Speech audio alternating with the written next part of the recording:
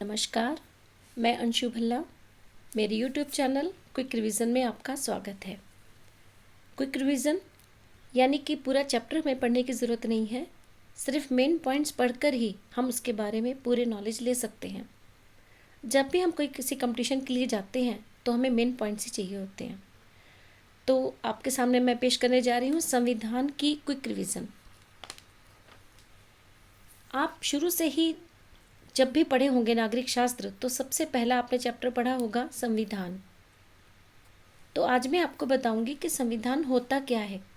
देखिए, चाहे कोई भी काल रहा हो या कोई भी शासक, सभी के समय में संविधान के अनुसार ही शासन चलता था। देश कैसे चलेगा, किस प्रकार काम करेगा, ये उस देश के संविधान से ही पता चलता है। इस प्रकार संविधान नियमों और कानूनों का एक संग्रह है जिससे मानव का संपूर्ण विकास होता है, जिसके द्वारा सरकार का संगठन, उनकी शक्तियों का विवरण और सिद्धांत निश्चित किए जाते हैं। इसके साथ ही मैं आपको कहना चाहूँगी कि अगर आपने अभी तक मेरे चैनल को सब्सक्राइब नहीं किया है तो प्लीज़ इसको सब्सक्राइब कीजिए, लाइक कीजिए और टैप द बेल। प्राचीन समय में आप एक महान दार्शनिक हुए अरस्तु, जिसको एरिस्टोटल कहते हैं। इन्होंने लगभग 158 संविधानों का अध्ययन किया और उसके बाद उन्होंने बताया कि हमारी एडमिनिस्ट्रेशन यानी कि शासन प्रणाली 3 प्रकार की होती है। पहली मोनार्की यानी कि राजतंत्र, जिसमें सिर्फ एक व्यक्ति का शासन होता है। दूसरी एरिस्टोक्रेसी यानी कि कुलीन तंत्र, जिसमें देश के कुछ अमीर लोग ही शासन करते हैं। और तीसरे प्रकार की शासन प्रणाली है डेमोक्रेसी यानी कि लोकतंत्र, जिसमें जनता के लिए और जनता के द्वारा शासन होता है। और हमारे भारतवर्ष की कौन सी प्रणाली है? लोकतंत्र। इसके साथ ही संविधान, आपको पता चल गया होगा कि संविधान एक ऐसा दस्तावेज है जिसके अनुसार देश का शासन गठित किया जाता है। संविधान को 26 नवंबर 1949 को संविधान सभा द्वारा स्वीकृत किया गया। इसलिए भारतवर्ष में 26 नवंबर को संविधान दिवस मनाया जाता है। 29 अगस्त 1947 ईस्वी को भारतीय संविधान के निर्माण के लिए एक ड्राफ्टिंग कमेटी बनाई गई, यानी कि प्रारूप समिति, जिसके अध्यक्ष थे भीमराव अंबेडकर जी। इसलिए उनको भारत के संविधान का निर्माता भी कहा जाता है। भारतीय संविधान को बनने में 2 साल 11 महीने और 18 दिन लगे, क्योंकि दुनिया का सबसे बड़ा विशाल और बहुत ही बढ़िया संविधान बन के तैयार हुआ, तो निश्चित रूप से इसमें टाइम तो लगना ही था। इसके अलावा इसको तैयार करने में भारत की सशक्त महिलाओं ने भी अपना योगदान दिया। वो महिलाएं जिन्होंने स्वतंत्रता संग्राम और दांडी मार्च में अपना योगदान दिया, जिसमें से मैं आपको कुछ के नाम बताना चाहूँगी। सुप्रसिद्ध विजय लक्ष्मी पंडित, सुचिता कृपलानी और पूर्णिमा बनर्जी आदि। 24 जनवरी 1950 ईस्वी को 284 सदस्यों ने 284 मेंबर्स ने इस संविधान पर हस्ताक्षर किए और 26 जनवरी 1950 को यह संविधान पूरे भारतवर्ष में लागू हो गया। भारतीय संविधान की मूल प्रति, जो इसकी ओरिजिनल कॉपी है, वो 2 लैंग्वेज में लिखी गई है, हिंदी और इंग्लिश। इसमें किसी भी तरह की टाइपिंग या प्रिंट का प्रयोग नहीं किया गया।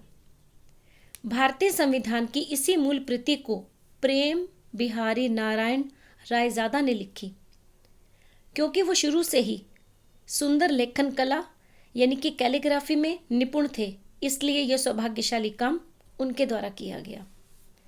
और आप एक और बात देखिए कि इन्होंने संविधान को लिखने की कोई भी राशि नहीं ली, क्योंकि उनकी ये शर्त थी कि संविधान के प्रत्येक पेज पर वो अपना नाम लिखेंगे और अंतिम पेज पर अपने नाम के साथ अपने दादाजी का नाम लिखेंगे।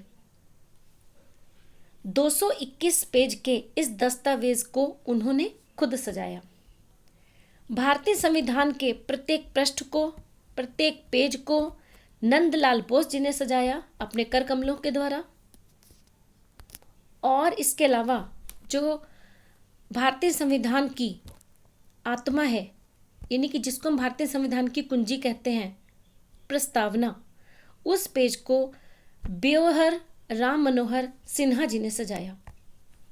आज संविधान की यह मूल प्रति भारतीय संसद की लाइब्रेरी में हीलियम से भरे केस में रखी हुई है। हीलियम एक गैस होती है जिसका कोई रंग नहीं होता और ना ही ये खराब होती है, ना ही इसमें आग लग सकती है। इसलिए इतना संभाल के संविधान को रखा गया है ताकि किसी प्रकार से इसकी कोई भी प्रतिलिपि नष्ट न होने पाए। जब भारतीय संविधान पारित हो गया तो उसके पारित होते हुए उसकी खुशी में वंदे मातरम गाया गया और भारत माँ की जयकारे लगे। इसके साथ ही अरुणा आसफ अली की बहन पूर्णिमा बनर्जी ने राष्ट्रीय गान गाया। अब यहाँ पर आपके दिमाग में एक बात ज़रूर आएगी कि अरुणा आसफ अली की बहन पूर्णिमा बनर्जी कैसे, क्योंकि अरुणा आसफ अली मुस्लिम संप्रदाय से हैं और पूर्णिमा बनर्जी हिंदू। लेकिन मैं आपको बताना चाहूँगी कि अरुणा आसफ अली के बचपन का नाम अरुणा गांगुली था। वे एक बंगाली परिवार से संबंधित थीं और ब्राह्मण जाति की थी, लेकिन उनका विवाह एक अंतरजातीय हुआ आसफ अली से और इस प्रकार उनका नाम बाद में हो गया अरुणा आसफ अली। तो इनकी जो बहन थी पूर्णिमा बनर्जी, जिसकी आप पिक्चर देख रहे हैं, इन्होंने ही संविधान जब लागू हुआ तो उसकी खुशी में राष्ट्रीय गान गाया। संविधान जब बनकर तैयार हो गया तो उस पर सबसे पहले हस्ताक्षर भारत के पहले प्रधानमंत्री पंडित जवाहरलाल नेहरू ने किए और यह सौभाग्य उनको प्राप्त हुआ। इसके साथ ही मैं आपको फिर से एक बार कहना चाहूँगी कि अगर आपको मेरा चैनल पसंद आया, मेरे बताई हुई बातें आपको पसंद आई, तो प्लीज़ मेरे चैनल को सब्सक्राइब करना ना भूलें। इसको लाइक और शेयर ज़रूर करें और प्लीज़ टैप द बेल ताकि नेक्स्ट नोटिफिकेशन आपके पास पहुँचे और अगले जो भी हमारी संविधान से रिलेटेड उसकी विशेषताएं होंगी वो आपको ज़रूर मैं बताना चाहूँगी। Thank you.